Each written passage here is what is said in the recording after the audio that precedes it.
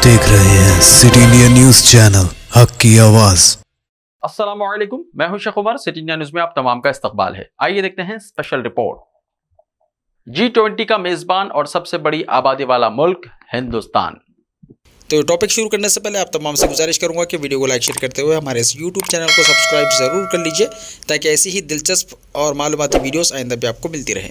हिंदुस्तान नए साल पर नए अज़ाइम के साथ नया किरदार निभाने को तैयार नजर आ रहा है। ये किरदार सिफारती होगा, सियासी होगा और खित्ते के कायद के साथ दुनिया में एक मुस्बित ताकत का होगा। जब हम साल 2023 में कदम रख रहे हैं तो हर सतह पर चैलेंजों का सामना है, लेकिन ये ऐसा चैलेंज है जो हिंदुस्तान का दुनिया में कद और वजन दोनों बढ़ा देगा। हिंदुस्तान को एक नए किरदार में उभरने का मौका देंगे। हिंदुस्तान के लिए दो बड़ी अहम खबरें हैं। पहले तो मुल्क G20 की मेजबानी करेगा और दूसरा, आबादी की दौड़ में हिंदुस्तान इस साल चीन को पछाड़ देगा। G20 सरबराही इजलास की मेजबानी साल 2024 में होने वाले आम इंतखाबात से चंद महीने कबल आलमी सतह पर हिंदुस्तान के उरूज की सबसे बड़ी तस्वीर कशी होगी। हालिया बरसों में G20 दुनिया के सबसे बड़े बैन हुकूमती फोरम के तौर पर उभरा है, जिसमें तरक्की याफ्ता और तरक्की पजीर दोनों ममालिक शामिल हैं। ये ब्लॉक ऐसी मईशतों की नुमाइंदगी करता है जो आलमी GDP का 80% बनती है। इसकी तिजारत का तकरीबन 75% और आबादी का तकरीबन 60% अहाता करता है। आलमी तंजीमों और ताकतवर ममालिक के फोरम में हिंदुस्तान की शिराकत एक खुश आइन खबर और हिंदुस्तान के बढ़ते ख़त्म का सबूत है। याद रहे कि G20 ममालिक का इजलास हर साल होता है और इसके इख्तिताम के साथ ही मुश्तरका नोटिफिकेशन के जरिए आइंदा साल के लिए मेज़बान और सरबराह का ऐलान कर दिया जाता है।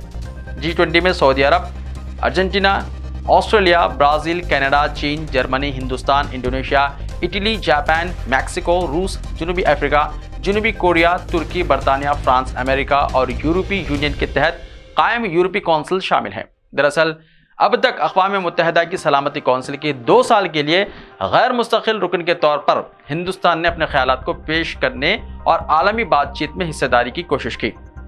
21 दिसंबर से आइंदा बरस G20 इजलास के इनेकाद तक हिंदुस्तान से 200 से ज़्यादा वर्किंग ग्रुपों के इजलास की मेज़बानी की तवक्को की जा रही है, जो मुल्क के मुख्तलिफ मुकामात पर मुनक़्क़िद की जाएंगी। अपनी सदारत के दौरान कुछ अहम चैलेंजेस का सामना भी होगा।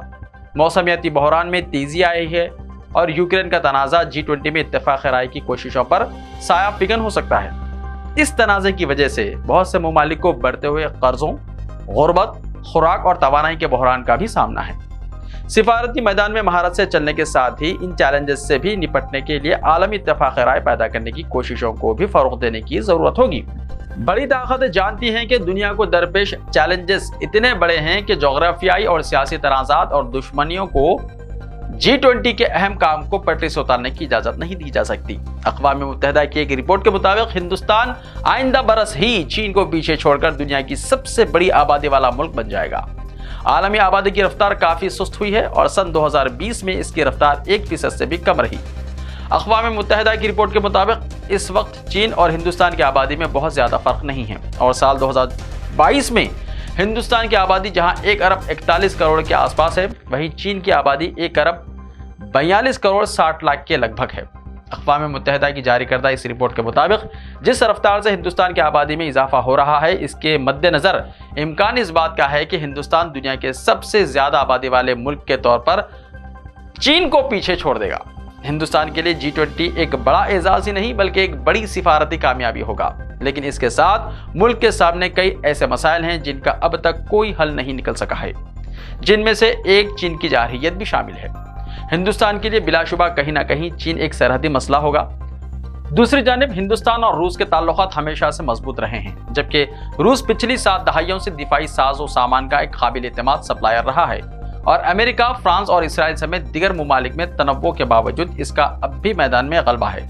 लेकिन ये रूस यूक्रेन जंग की वजह से पेचीदा हो गया है, जहां रूसी आलात के भरोसे पर सवालिया निशान लग रहा है और सप्लाई चीन के दबाव का शिकार है।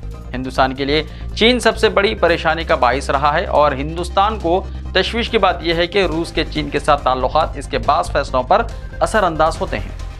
सर्द जंग के बाद के दौर में इक़्तिसादी ताल्लुकात ने चीन और रूस के ताल्लुकात के लिए नई स्ट्रैटेजिक बुनियाद तश्कील दी है।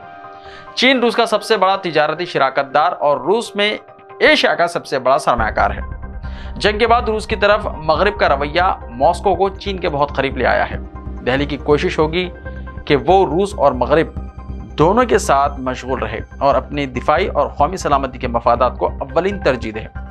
हिंदुस्तान के सस्ते तेल की खरीदारी और रूस के खिलाफ मगरिब में शामिल न होने के बाद हिंदुस्तान को यूरोपीय और अमेरिकी शराकतदारों के तहफ़्फ़ुज़ात को दूर करने के लिए काम करना होगा। हिंदुस्तान के सामने एक बड़ा मसला पड़ोस का चैलेंज भी है, जहां श्रीलंका नए साल में हिंदुस्तान की इंसानी, माली और सियासी तवज्जो का मुतालबा करता रहेगा। वहीं हिंदुस्तान मालदीव में सियासी बातचीत का हिस्सा भी बनेगा। मालदीव में सितंबर 2023 में इंतखाबात होने वाले हैं, जिसमें हिंदुस्तान खुद को बड़े भाई के तौर पर पेश करने की कोशिश करेगा। बांग्लादेश भी साल 2023 में इंतखाबी मोड में होगा। शेख हसीना के आहनी हाथों से चलने वाले दौर के बाद जनवरी 2024 में इंतखाबात होने वाले हैं। नेपाल में वाक़यात का एक ड्रामाई मोड़ देखने में आया है, जिसमें बागी से सियासतदान बने पुष्पा कमल दहल प्रचंडा वज़ीर आज़म बन गए।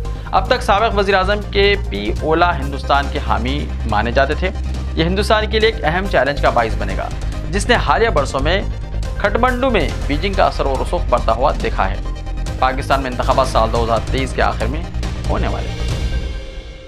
ऐसे ही ताज़ा तरीन खबरों के लिए देखते रहिए सिटी इंडिया टीवी। तो मिलते हैं कल, तब तक के लिए अपना ख्याल रखिए। अल्लाह हाफ़िज़।